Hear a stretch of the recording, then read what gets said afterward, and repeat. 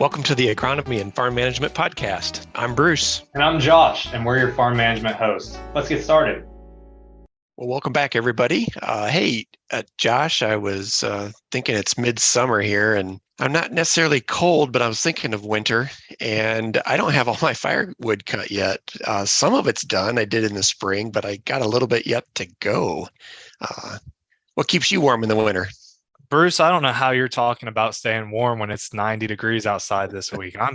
It's been a hot one down here, but yeah, cutting firewood, I'm used to it with my buddies. We went out and cut firewood. I know we never did it the right way, but we cut it and we'd use it and he'd heat the house with it. So I was just going to add that when I cut firewood, I'm typically just cleaning up my woods. I have about 12 to 13 acres of woods that is adjacent to cropland. And so there's trees that come down in a winter storm or age, and I'm selecting the ones that just need cleaned up. I don't find myself cutting green wood. I'm just kind of keeping things cleaned up, and it's not too bad because a lot of times it's drier when I go to cut it, and it's kind of more ready for the heating in the wintertime. So I don't not necessarily selling timber, but I certainly utilize the great resource of our firewood that my woods provides our family. Right. And being down here in southeastern Ohio, we have a lot of woodlands down here. So farm management, really, when we're talking about our farms down here, we also think about woodland management. So with woodland management, we have one of our state specialists here from OSU Extension, Dave Apsley. Dave, would you like to introduce yourself? Thanks, Josh and Bruce. Again, I'm Dave Apsley. I'm a natural resource specialist with Ohio State University Extension, and I mainly work with partners to try to help woodland owners manage their woods. So managing their woods for whatever their goals and objectives are is what I try to do. Been with Extension for about 23 years and love to work in the woods. When Bruce mentioned the firewood, there's the old saying that firewood heats you twice, right, Bruce? So it heats you while you're producing it, which this time of year is not the best, but it also heats you later in the winter. And I love heating with firewood as well. So it actually can be a good tool if you're cutting live trees and the right trees to thin and manage your woods. So if you're marking the trees to keep, you could actually use firewood cutting as a great tool to get some other benefits for the woods. So Dave, up in Northwest Ohio, we of course experienced the loss of our ash trees. And so it seemed like I was cutting a lot of ash and still have elm trees that decline and then die. And so still a great natural resource that I feel like I'm utilizing it rather than just letting it go to waste per se. Right. I'll tell you one thing with ash, and I would be super cautious, is cutting dead standing ash trees can be very dangerous. So if you're not really experienced with that, sometimes it's best to get someone else to drop them or to just let them fall on their own because you can't really predict how they're going to come down, and it could be a real safety issue. Now, Dave, we're talking about where we're cutting firewood and using it for ourselves. Why would we sell timber? Why wouldn't we just use the wood that we cut for ourselves? So selling timber can be a really good way to, especially if you're a farmer, and I think that's the audience of this podcast. It's a good resource. The timber is an asset that you have on the farm, and if you manage it properly, which can include a timber harvest, you can get lots of benefits. One, obviously, the income from the timber sale, and that's why most people sell it. But you can also get other benefits and enhance wildlife habitat, the beauty of the woods, the health of the forest through harvesting timber. So you can, in this case, kind of have your cake and eat it too. So why do people even own woods to begin with? I mentioned that our woods was just attached to some cropland. I'm in Northwest Ohio.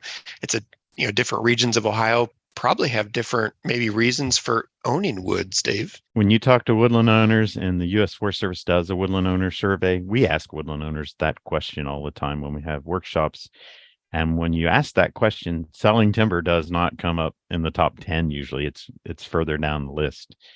But oftentimes it's there. It's part of the farm. We don't even think about it being there. For others, I like to hunt and fish. For many, I like to live in the seclusion of the woods. So there's lots of reasons, and it's as variable as the people that own the woods. But timber harvesting is usually not a super high priority for many. But yet a lot of them harvest timber, and we can talk about that more as we go throughout the day. So you'd say you wouldn't use your woodlands as like a pasture area for any livestock, would you?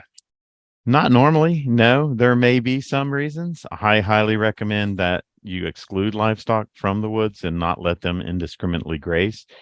I understand the shade side of things, and potentially you could use the woodland edges or trees out in the pasture for that shade, but normally grazing in the long haul is not a good thing for the woods. When we talk about a woods, I mean, you talk about different tree species. How do we, I mean, I guess it's an inventory of an asset. When we think of farms, we have all these assets, and maybe it's a machinery lineup, maybe it's livestock numbers.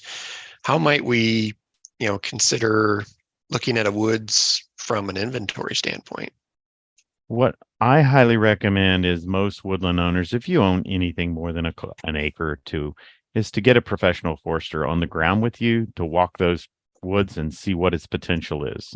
You may be shocked at how much value you have out there, and that you could get an income, obviously not an annual income from timber harvest, but a long-term sustainable income from that woods and still have a healthy woods.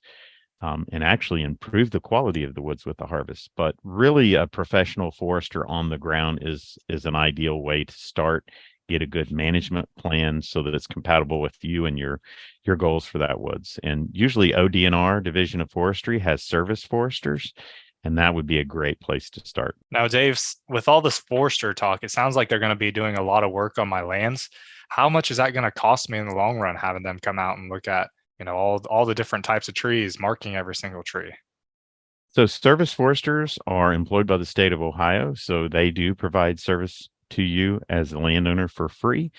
When it comes to a timber sale, typically you're going to go towards a forestry consultant, and typically with a timber sale, they work on a commission as part of that sale.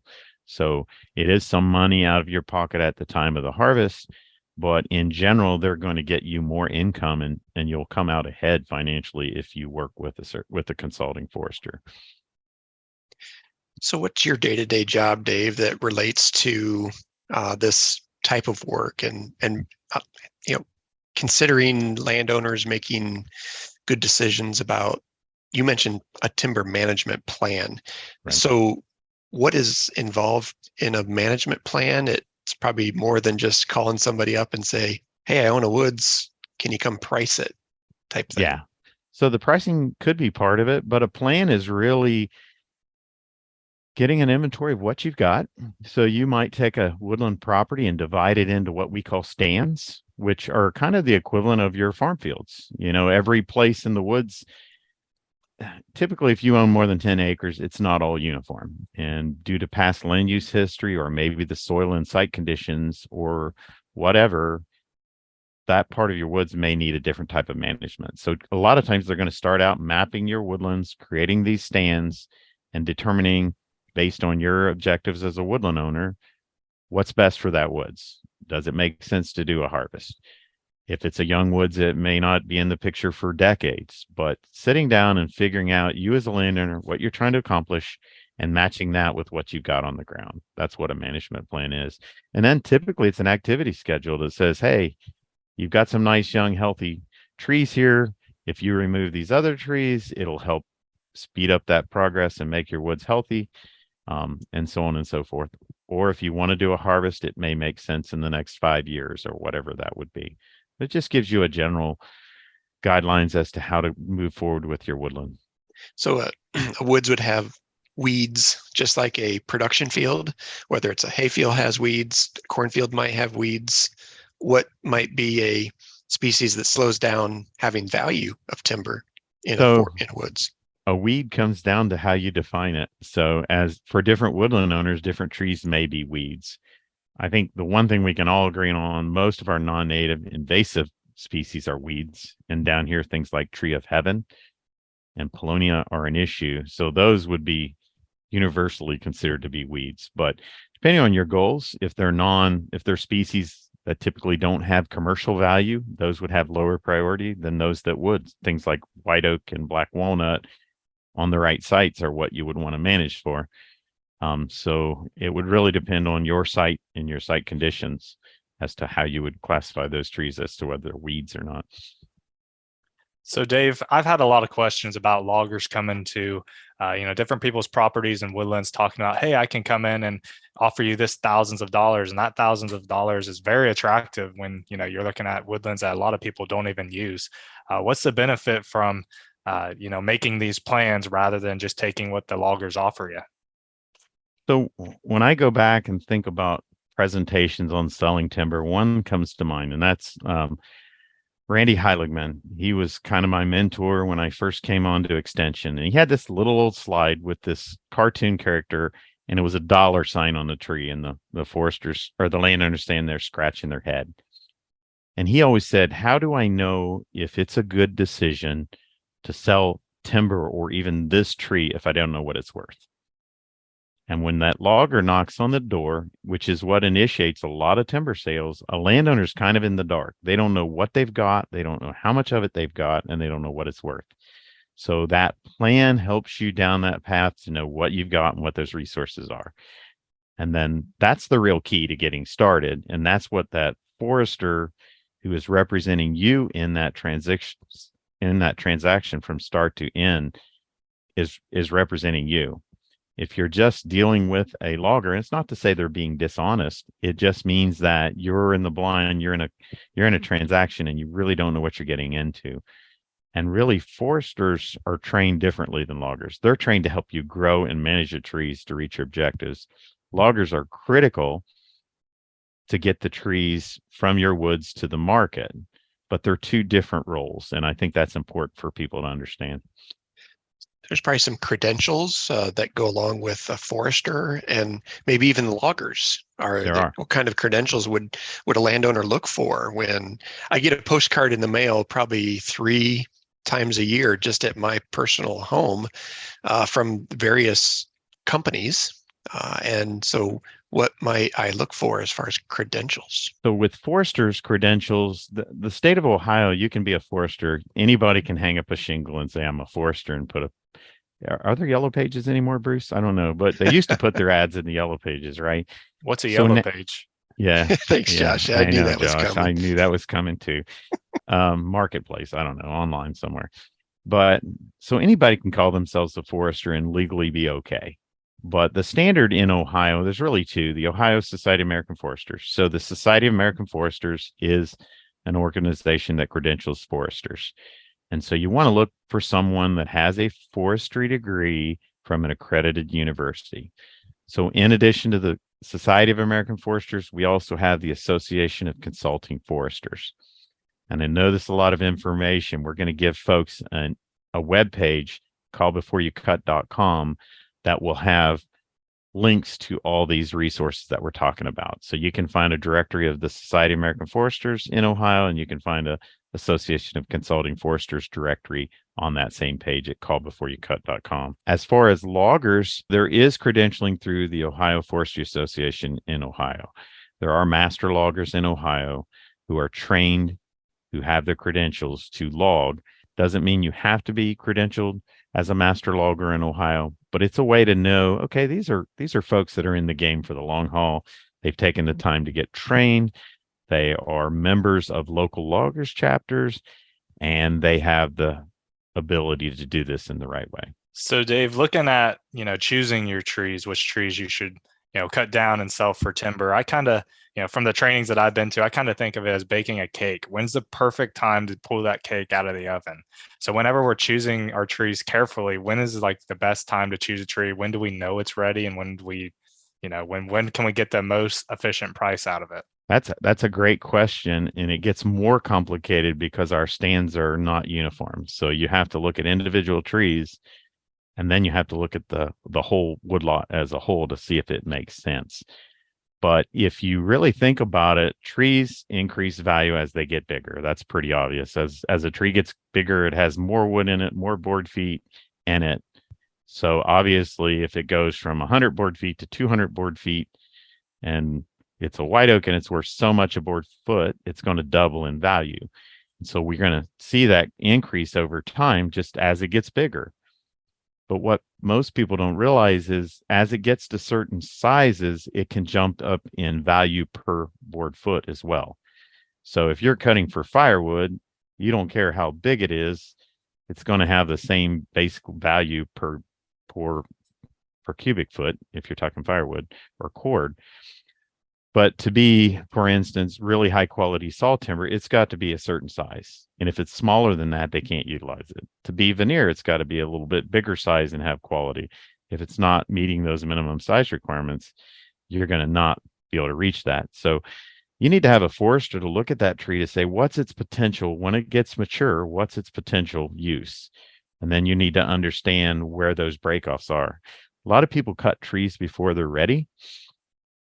And if they do, they'll never reach that potential. So you might get less than half the price per board foot if you cut it too early.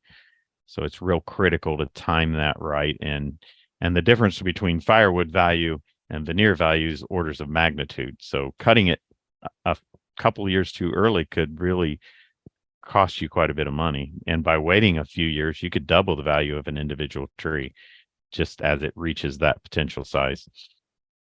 So it sounds like we're at that point where you kind of prepped us on call before you cut. And that's a nice phrase to consider, but it's also that website that our listeners can go and say, okay, now, okay, I'm interested. I may not be doing, I have paid in maybe as much attention to my woods as possible. I've walked it. It seems like there's value there. It's great. I enjoy every aspect of the woods.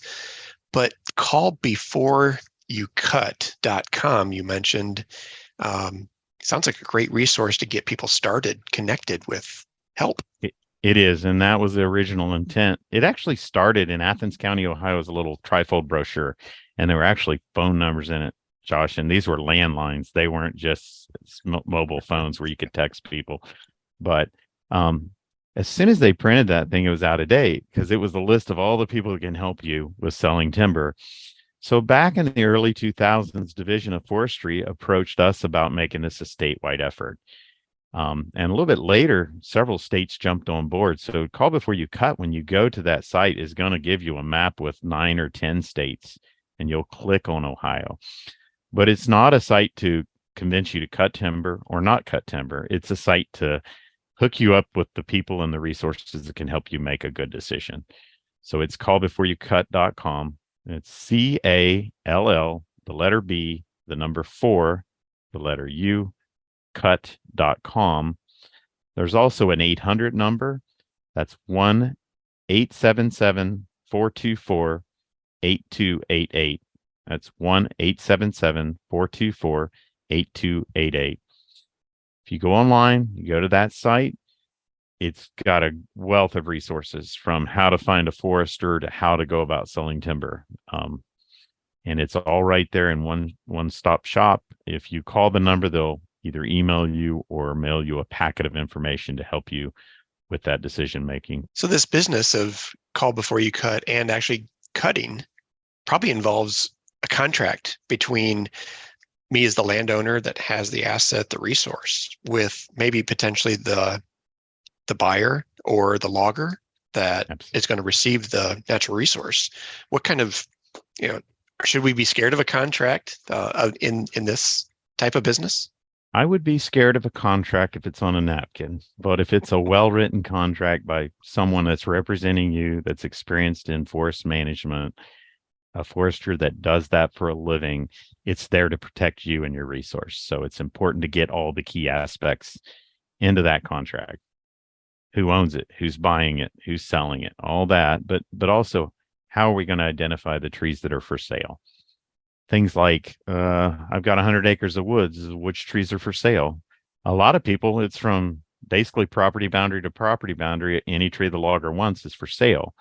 What we'd recommend is to, on the map, draw the harvest boundary, which is part of the contract, and then identify the trees that are for sale.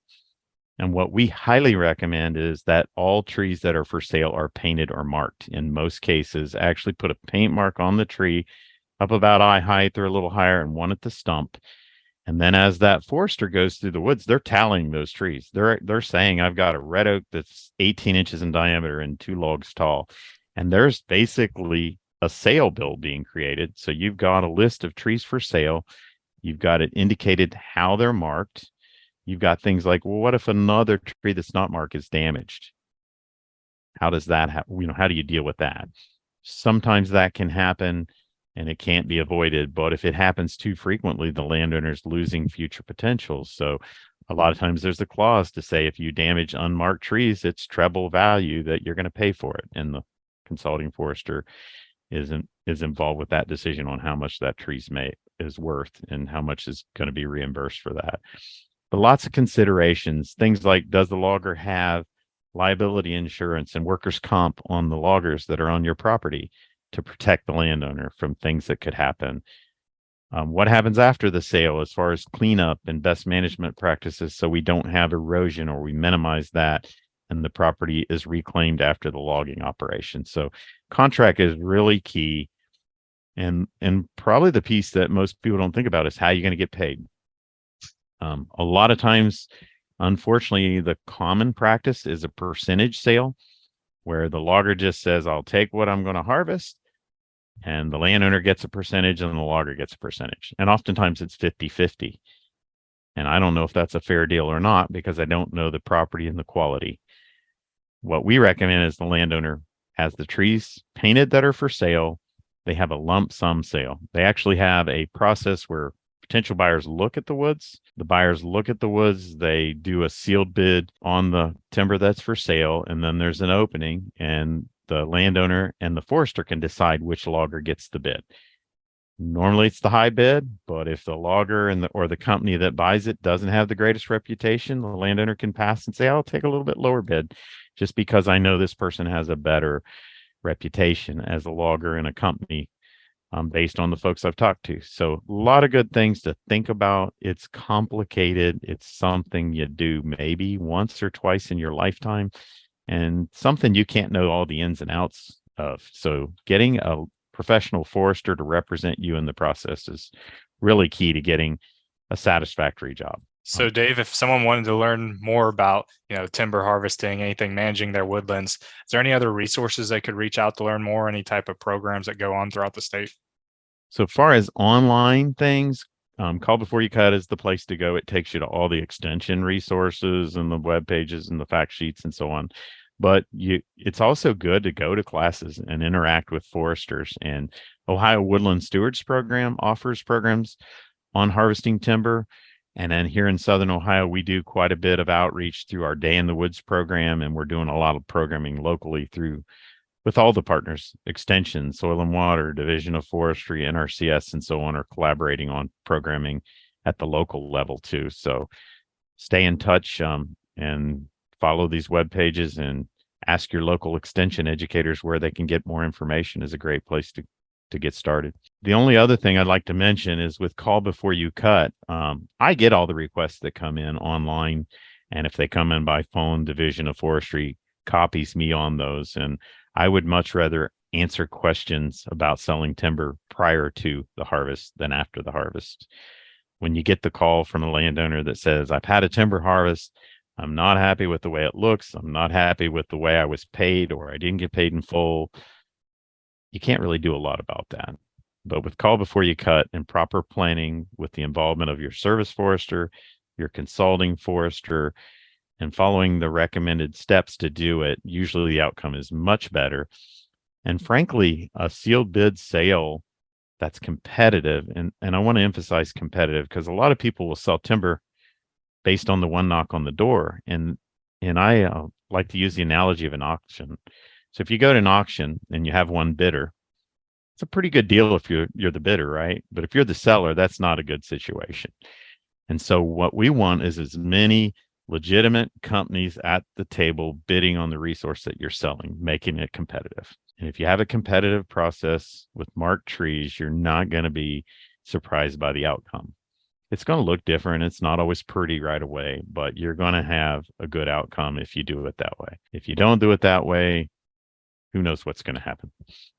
David, this is great advice. I think it reaches to all corners of Ohio and beyond as far as where this resource is going to benefit our landowners. It doesn't matter if I have 10 acres of woods, 2 acres of woods, 200 acres of timber or woods. This resource is awesome. And I can't thank you enough for being on today. Appreciate it, Bruce. I always like to be an advocate for the woods and the forest in Ohio. The forests in Ohio occupy about 1/3 of the state's land area, and they contribute to a forest economy that's phenomenal. It's around $30 billion industry a year, which is about a quarter of the ag industry as a whole, but it doesn't get a lot of attention. And so that industry is really important for landowners and farmers like us, but it's also important for employment. Right up the road, we have a company that makes bourbon barrels, and it employs people, and that adds to our local economy. And that's true throughout all of Ohio. You get up into Amish country and you look at how much furniture is made there and what that contributes to our economy and to employment. So our woods are a great resource, and I'd love to see them utilized in a sustainable way. But if we don't do it sustainably, then that's not a long-term thing that we can keep going. So it's important to do it right. Thanks, Dave, for coming to us. We'd like to recognize Dave. Dave was actually awarded the Cardinal Award up at the Ohio State Fair this year. So it was a great honor for him to receive that award. Thanks, Josh. It's been great being on with you and Bruce, and appreciate the opportunity. Hi, this is Johnny Schmidt, a National Tree Farmer of the Year.